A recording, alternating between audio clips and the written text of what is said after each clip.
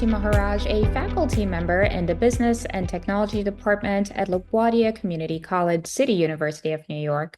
I'd like to take this opportunity to welcome everyone to another episode of our Global Executive Business Speaker Series, which is brought to you by the Business and Technology Department at LaGuardia Community College. This speaker series serves as your exclusive platform to gain valuable insights from top global business leaders and executives from around the world. It is designed to help students prepare for a successful transition into the global workforce. These student-driven, on-the-go conversations deliver expert insights directly to you on demand and whenever you need them throughout your academic and professional journey. Moving on to today's conversation, we'll focus on building ethics from the classroom to the workplace. This is a topic that we continuously reflect on throughout our lives. So to guide us on this discussion, I would like to introduce Keith Farley, Senior Vice President of Individual Voluntary Benefits at Aflac.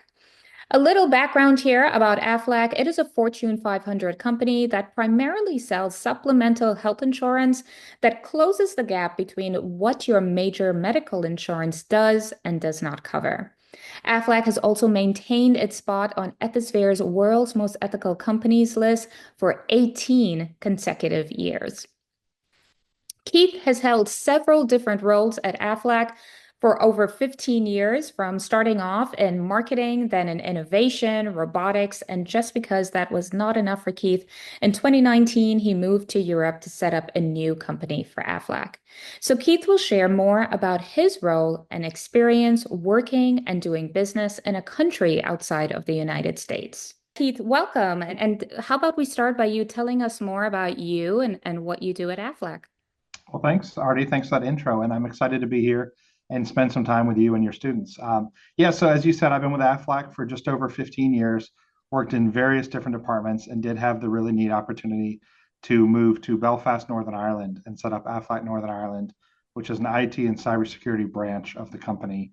But it's a great company that is the largest insurer in Japan and in the U.S. from a life and health standpoint. So we operate just in those two markets, U.S. and Japan.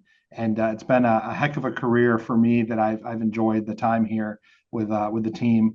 Prior to this, I worked for Stanley Black & Decker, working on the DeWalt Power Tools side. So I've been kind of on the consumer packaged goods side and now in the financial services, and definitely have seen a lot of things, and hopefully can share some of that experience in the next few minutes here. So from consumer goods side to the financial services side. So I would like to learn a little bit more about that. But overall, thank you so much for sharing that, Keith. And given your expertise, I would say I plan on using the next 30 minutes to learn more about your career, how you keep ethics at the center of your work and decision making, and explore some unique challenges that you've encountered as a leader in the field. These conversations certainly help when we think about our students.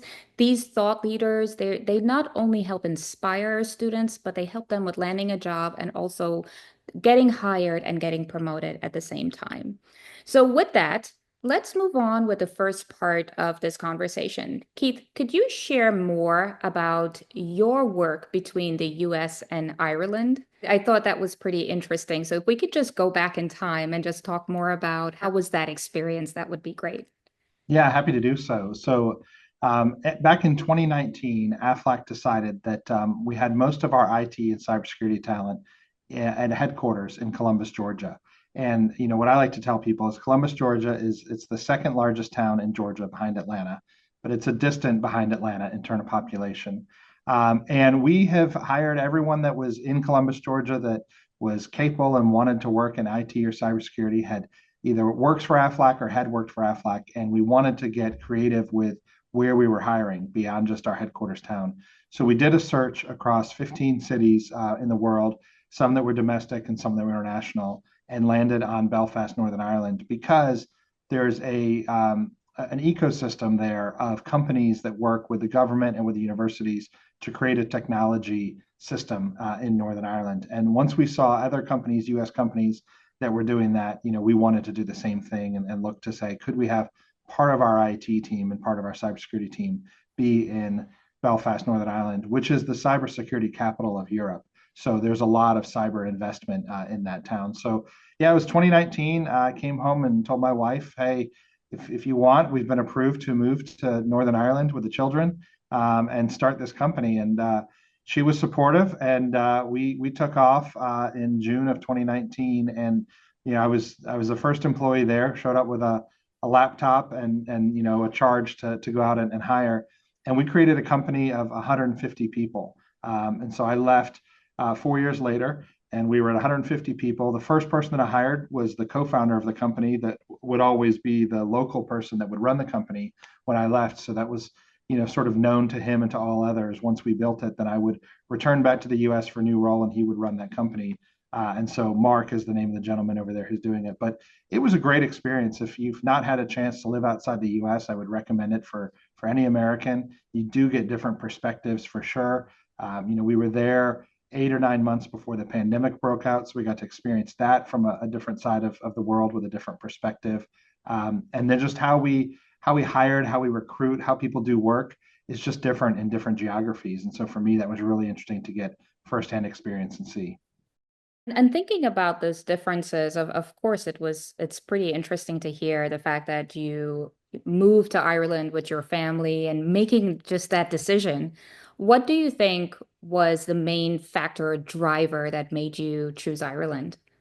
I would say, from a company perspective, it was definitely the talent and the amount of talent that was there in Northern Ireland. They have a kind of a brain drain, as they call it, in Belfast, where, for years, kids would graduate from high school and university and go get a job in either Dublin or London. And Belfast had said, we want to make sure that we're attracting companies and keeping jobs here so that people can live in their home country of Northern Ireland without having to move down to the Republic of Ireland or over to England and work in London. So about 24 years ago, 26 years ago now, with the signing of the peace agreement they had in Belfast, American companies and other companies started investing in Belfast. So it was very attractive to us because of the ecosystem that they built and the special skills that they train for in both IT and cybersecurity. And then on a personal level, it was a great place to move to because it's an English speaking European country. So it was relatively easy to get around. Yes, they drive on the other side of the road and have some other different things, but there was no language barrier. Yeah. And so that made it really easy to set up. And, on a professional level, it was the opportunity of a lifetime to start a company in a new country. And on a personal level, it was the adventure of a lifetime because we got to travel and see parts of the world that we never would have been able to see. That's really interesting, Keith, because a lot of our students think about when they graduate, where would they like to go? Where would they like to start a new career? So it's really helpful for them to learn about the other opportunities that exist outside of the US as well. Staying on the topic of leadership skills and just hiring and recruiting, what do you think are the most important leadership principles that guide your decision making? I think the first thing, and you referred to it in the intro around Aflac, and that is the recognition that we've gotten from Ethisphere. And I would say, stepping back from that as a leader, each one of us needs to have ethics at our forefront. If the team knows that you'll make the right ethical decision, even if it's not the popular decision, and there might be things that come with that decision, but if you can, go to sleep at night knowing that you made the right ethical decision, and your team knows that you're making the right ethical decision in terms of what's best for the company and what's best for the customer. I think that attracts people. You always want to work for an ethical leader. You always want to be an ethical leader and an ethical employee. And so it pays dividends. And there's all sorts of research about companies that put ethics at the forefront, the success of those companies that outpaces other companies because, especially in our industry, being insurance, it really just is trust that you're going to give us the premiums, the money, that if something bad happens, we'll give you the claim, the payout. And there's this huge trust that we build, between each other that might take years before you would experience it. And you need to trust and believe the whole time that we're going to be there for you in your time of need. And so for us, it's critically important, whether that's a leader as a person or whether that's the market leader as a company, to make sure that we've got trust at the forefront. And I found that in all of my experience of leading people, if they feel that I've got their back and they can trust me to make the right decision, that goes a long way in terms of the relationship. And building off of that, Keith, if I just take one step back, I want to turn to defining ethics. Promoting an ethical culture certainly matters to employees, investors, and all stakeholders. And to your point, research shows that time and time again that companies that have strong values-based cultures are better places to work and well poised for long-term success. Aflac, for example, has done just such a great job at this because the company has been recognized as the world's most ethical companies by Ethisphere for 18 consecutive years. Against this backdrop, based on your experience, how would you define ethics and how does it support trust? I think ethics is as simple as doing the right thing. Now, you could say, well, what's the right thing? How do you know what the right thing is? And I think what you have to do is you have to look at it from, well, how does it impact the people involved? Is it the honest thing to do? Is it the truthful thing to do? In our world, with a big focus on the customer, what's best for the customer? Because if you do what's right for the customer, everything will work out in the end for the company. One of the phrases that we have is if you take care of the employees, they'll take care of the customer. And I know that if we take care of the customer, well, that takes care of the company because people will continue to buy from you. They will tell others that this is a company you can trust. And so it just propagates, success, having that kind of perspective. So for me, it's doing the right thing and always acting in the name of what's best for the customer, which that will add value for the employees, that will add value for the shareholders. Everything else falls in place if you keep the customer at the forefront. And what's the importance of establishing a brand grounded on good ethical behavior? How does that help you in the long term? I think it's always been important, but now more than ever, people want to buy and do work with brands that they know and that they trust. And so, from an Aflac perspective, we want to make sure that we're a member of the community and all the communities in which we operate. And so, what we do with philanthropy comes into that to show what kind of company we are and what we do beyond just the products that we sell. So, we do that with things like the Aflac Cancer Center that we've supported with donations of more than $180 million. And the reason that that's important to us is to show that we want to invest in making the world a better place. And specifically for us, it's in the fight against pediatric cancer. That's what we do as our philanthropy outside of the products we sell and the work that we do. So that's a critical piece for us. But then I think it's also just a matter of making sure that we live up to all the commitments that we make to our customers. So when we make that commitment on the policy that they purchase, we want to make sure that we pay quickly, we pay accurately, we pay fully. When that time comes when that person has a claim, we want to make sure that everything that they were told that they bought the policy and saw value in it comes true, and then they get that feeling. The loop for us is not closed until a person makes a claim, because you've started by buying a policy, but you have not yet experienced the product until you make a claim. And while we hope that people don't have to make claims, because if they make a claim, it means that they've been sick or they're hurt, they might have had a heart attack or a stroke or been diagnosed with a disease like cancer or broken a leg. We would never wish that on anyone. However, the products are there so that if those things were to happen to you, you'll have that extra financial coverage. And so for us, the day that someone files a claim is a day that we can say, hey, this is the day we get to show them what kind of company we are, and they get to experience the brand. And so that's the closed loop moment for us. So to support people like you, Keith, and your leadership and the good work that you're doing, I'm just curious to know how do we as college professors and as a society teach ethics and teach people to make the right decisions? Do you think is it achievable in the classroom and workplace? For example, how do you build and maintain ethics and trust across your employee base? So I think as professors and as we look at the next generation of workers coming through, it's something that can be taught. Obviously, your background and your home life, that can teach you a lot about where you are with ethics and how important they are to you. But I do think that there's an opportunity for people if they didn't grow up with a background where there was a focus on ethics to learn that and to change and to make sure that they're operating in a way that will bring success for them in the right way. I do think that when I first started my career, when you start out as a new employee at a company, there are not a ton of eyes on you. Your boss has their eyes on you and maybe a couple of your peers.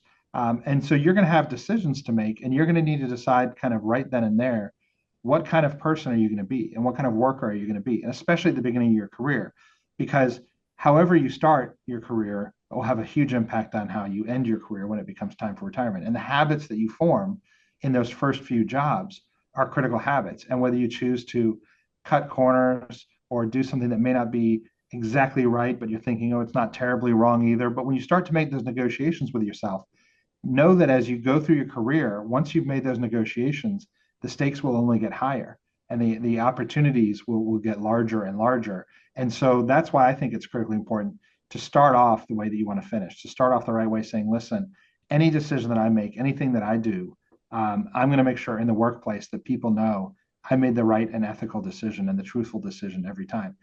Then you get to a point in your career where there's a lot of people watching you, and now you couldn't get away with something if you wanted to because there's so many eyes on you, and you have teams and employees and things like that when you get into leadership. But if you started off the right way as an individual contributor and said, listen, I'm going to do good work and do it the right way, I do think that that's something that can be taught and that can take you your whole career. And as a leader in the field, what are your personal expectations for the incoming new hires right out of college?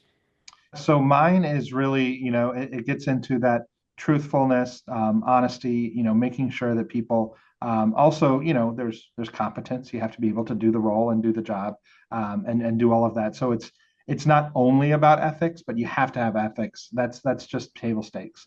At Aflac, we have something called the Aflac Way, which is 7 commitments that we all make to each other and to our customers. And every individual that starts here receives a book called the Aflac Way, and you sign a pledge that you will operate in the Aflac way. And then our buildings have the Aflac way, plastered on the walls, and even our conference rooms in some of our buildings are named after the Aflac way. I'll give you an example of a couple of them. One would be, cover the customer, not you're behind, right? So it's making sure you always cover the customer, not you're behind. Shoot straight, respond immediately, communicate regularly. These are some of the things that we want to instill in people to say, this is how we operate. And that's when we say communicate regularly, we mean with each other as employees and also with the customer. And respond immediately, we mean that internally to your coworkers, and also with the customer. Another favorite of mine is your problem is my problem. So when someone tells you about an issue that they're having, you take it on as if it were your own to say, hey, I'm going to help you because if it's your problem, it's my problem because it's an Aflac, problem or opportunity. And even with the customer, that their problem becomes our problem, and we'll take it with them and say, hey, we're gonna have ownership. So, for me, what I expect of people, table stakes is they're operating, in an honest and ethical way. But there's all sorts of things that we do to reinforce what those expectations are. I must highlight, I'm sure the 7 commitments certainly helps in establishing your brand and helping you cultivate and maintain that ethical behavior. So it's great that you highlighted that because it's certainly in line with what we're going to talk about next. You mentioned your problem is my problem. So, turning now to unique challenges, we live in a time where we can purchase a product with one click. With same day delivery, there's a feeling of that instant gratification. So, how do you sell an intangible product to the public? That's a really good question because when I worked in consumer product, packaged goods, it was instant. You would buy the product, you'd open the product, you use the product, and you saw the value and you understood the value. And it either works or it doesn't. In the case of a cordless drill, it either does the job you're doing and lasts as long as you need it to, or it doesn't. I worked for a soft drink company before that. It either is the soft drink that you expected or it's not, and something's wrong, it's maybe not fresh. But for Aflac, yeah, there's a longer kind of flash to bang from the moment that you buy the product to the moment that you use the product. There's time in between. So we have things in our products to get encourage people to use them more frequently. Things like a wellness benefit. So a lot of our products have a benefit where if you go to the doctor at least once a year, you can file a claim for that doctor's visit, and we'll pay you for that doctor's visit. And that is to get people to focus on their health, to get early checkups. Early detection for things like cancer is critical, from a survivability standpoint. So we want to encourage people, go see your doctor, go see a physician, go see a medical professional at least once a year, and we'll pay you to do it as part of the product. So that's one way that we can engage with people until they have, a larger claim to file. And again, we hope for their sake that they don't have that larger claim to file, but we're completely okay with it when they do. Our products are priced to pay them the claim. We want to pay the claim. That is our intent and our desire. And we want to do it, like I said, earlier, quickly and accurately and fully. So For us, there is an engagement of how do you keep someone engaged on a product that you don't use every day, the way even your mobile banking app, you might use that every day as you're interacting. A fast food restaurant, when you order, you use their app all the time. Online retail, you click and then, a day or two later, it's there, you use that all the time. But for us, there's usually a long in between of when you purchase to when you use. And we want to make sure that we're continuing to build that trust during that whole time. And you mentioned some key words throughout this conversation, Keith. So ethics, integrity, trust, these are all intangible qualities, and they're a big part of leadership. How do you recognize these intangible qualities in others? How can you tell that someone is ethical, they have high integrity, and they can be someone that is trustworthy? So, throughout the day and throughout the work week and the work month, there's plenty of opportunities for you to sort of assess, how does someone make a decision that they make when they get to a crossroad and they want to make a decision? What inputs do they use to make that decision? And through conversation of, well, hey, tell me, why did you decide to do it this way? Or why did you decide to do it that way? You can kind of see how someone operates behind the scenes and what goes through their mind, what they considered or what they didn't consider, what data they pulled in or didn't pull in. Did they prioritize the company, or did they prioritize the customer, or did they prioritize themselves, or did they prioritize their coworker? So there's questions that you can ask to understand how people are making decisions that I think will reveal a lot of what's driving that person in the decision. And then that's how we sort of recognize, and you can make an assessment of how someone's operating. But another part of the recognition is actually the recognition publicly to say, listen, you're operating the right way. And so we have things like Aflac Way honors, where you can give an award to someone for living or doing something the Aflac way. And it's a specific award that they get with a little feather. And that feather, when you get to a certain amount of feathers, it changes from silver to gold to platinum. You can put in your email signature, you get a little feather for your desk. And it's just a recognition of this person's continuing to operate the Aflac way. But you can see it throughout how people work when if you ask them sort of, hey, what drove you to that decision? How did you make this decision? Or you can ask them for advice. Hey, I've got this situation. What do you think I should do? And by their answer, will tell you a lot about how they think. And I know that we're almost at time, Keith, so I want to make sure to get to all of the questions I have here for you. So moving on from that piece, I would like to talk about technology. So as we think about the insurance industry, technology is certainly reshaping the work that you do. It also presents new challenges and opportunities. How do you leverage technology and newer technologies to make your work more efficient, yet use it in a very ethical way to drive success and innovation? That's a great question, because the buzzword that everyone's talking about now is AI, and more specifically, generative AI, and is it going to change the world? And we think that there's a time and a place for technology and automation that would do things that artificial intelligence does. But we mustn't forget that the first word in AI is artificial. And sometimes when you're going through disease, or when you've been hurt in an accident, you're lost a loved one, you're in pain, you don't want the artificial A. You want authenticity as the A. And you want an authentic interaction, that kind of AI, instead of artificial intelligence. So what we try to do is use artificial intelligence where we can to automate things that are mundane, like a change of an address or adding a dependent, or paying a bill. And then we can free up our human talent to be there in your time of need in our call center, for example, when you've been diagnosed with a tough disease. Pete, that was so inspiring to hear, and seeing how you think about it instead of artificial, use it from the authentic point of view. It was great to hear that. I know again it's time for us to wrap up, so I gotta end by asking you, what are your closing thoughts? What are your expectations for the next generation of leaders? So any final thoughts you would like to share with our community? I mean, I just thinking about talking to students, the advice that I would give is, find out what you love and do what they say, do what you love and you'll never work a day in your life.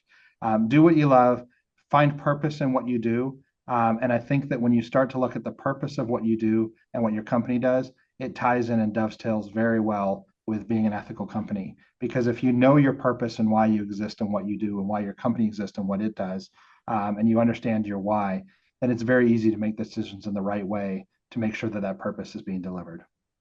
Yeah, I agree with you, Keith. Once you can identify the why, the next step is the how do you get there. So it's important for you to define that purpose. Keith, we learned so much from you today. I'm already booking you for a part two of this conversation. I would just like to say, on behalf of the college and our broader community of learners and doers, thank you again for joining us and spending time with us this afternoon. Your insights shared will be well received across the board.